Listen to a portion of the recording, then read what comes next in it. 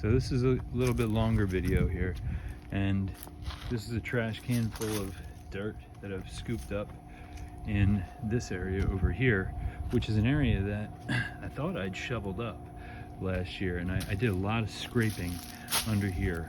I think I'm going to probably throw these leaves back down on this area after I try to dig up all the Leaser Celandine.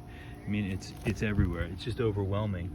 And I guess I didn't get to this area with a shovel last year, but I'm coming in and just trying to get the bulk of it and dig it out.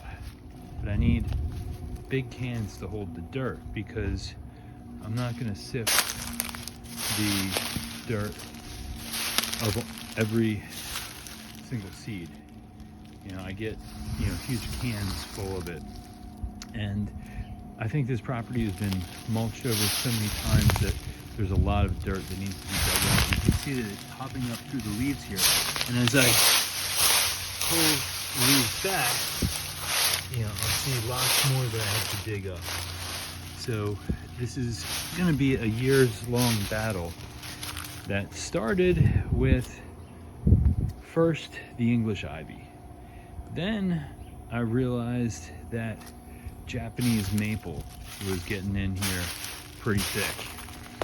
So that's the next thing, trying to pull the Japanese maple out of the Pachysandra, and I went pretty hard on that last year. I'm sure that there's going to be more, and this is probably, I can't tell if it's either Vinca or Japanese maple, but I think it has a red vine if it's Japanese maple, or Japanese honeysuckle. I think I was saying maple all that time. Japanese honeysuckle. And it gets all in here in this area. So I have a lot, probably more of that, but this is what I'm doing with the Leaser Celandine that's everywhere. And now that I know it's a weed, I know to get rid of it.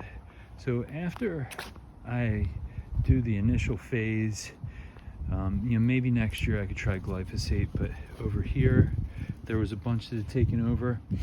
And then last year there were some clumps out here in the lawn that I dug up, so that's where there's the bare spots. And it gets in here too, which is really tough when it gets mixed in with the liriope. So I'm gonna have to really keep an eye on this year. You can see that, you can tell when you have a different plant popping up if you keep an eye on it in the early spring. Now it's also confusing because now winter aconite seems to bloom earlier. This here is not the Leaser Celandine, but winter aconite. So it's confusing because they both look like buttercups, but it's not. You can see the leaves that kind of spread out in a circle, and this is good. Leaser Celandine, bad. Winter aconite. So that's blooming much earlier. It's only March 2nd right now, and that's blooming along with the snowdrops. So it's tricky, at least for a novice gardener like myself that really doesn't know what he's doing. I think in this area, I remember having a lot of Leaser Celandine and digging it out, and I'm pleased to see that at least up this path here, I'm not seeing much of any of it. At least not yet. My eyeballs may not be strong enough. But so this is progress. Just takes lots of time. And here, that's certainly it right there. Leaser Celandine popping up. So all that's going to have to be dug out. And I'm trying to do it carefully so that I don't kill all the plants around it. But got to do what you got to do. And these cans up here are leaves that are going to have to go to the yard waste site. The trash can full of the dirt that I get probably really needs to go to the dump, because it's got all that Leaser Celandine in it, which is an invasive species. So we had some more out back, and I haven't noticed any out back yet. So let's go through the junk yard. I got junk yards on each side of my house. I gotta set this stuff on fire. Set a fire in the fireplace today. But over here on this side, we had Leaser Celandine popping up, and I'm not seeing it yet.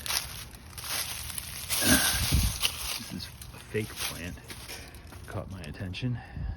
I rented this place out, and a tenant had put fake plants up.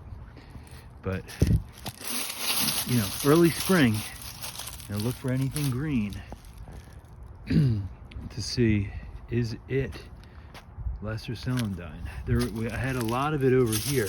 So I can see this looks more like strawberry, but this looks like a Leaser Celandine seed to me. That maybe from where I did a good job digging it up in the late spring. I really went nuts last year trying to get rid of it before it all disappears and there's nothing left to try and pick out. Reminds me, I forgot that I was trying to set up a wood pile back here.